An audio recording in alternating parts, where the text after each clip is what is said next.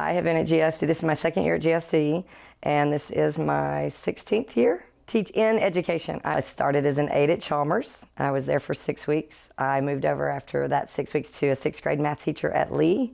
And then this year they needed a fifth grade math teacher, so I am the virtual fifth grade math teacher, and I'm a blended math teacher. We're face-to-face. Good at math. She taught fifth grade years ago and then went out of education to raise her kids for a while and then came back. I moved her last year from sixth grade to fifth grade because of the need, and she's done a great job. She has the background knowledge. She can teach the content in multiple ways. As we know in math, you know, there are lots and lots of ways to do one problem, and she's very adept at that, and says to kids, you know, I'll show you several different ways. You pick the way to solve this problem that works for you. Well, after being home for 12 years and the amount of things that change in education in 1 year, in 12 years, it was tremendous. It's a whole different world, and I was terrified. So it has been every day is a learning curve, and that's one thing I feel very proud of, that to have stepped up, to have had to learn these things, to now want to learn these things, and to feel confident enough to be able to share it with other teachers or with their classes.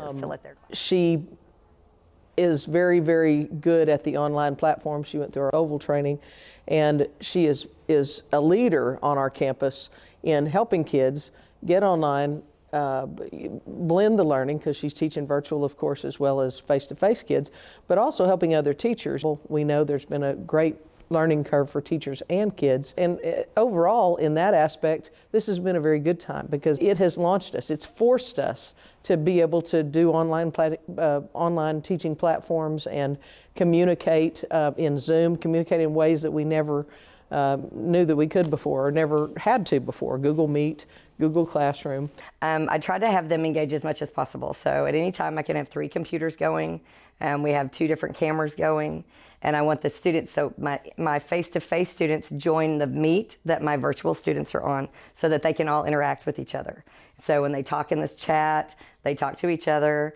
I want everybody to feel included in the room. And so because the online kids can feel really alone, you know, when they're at home.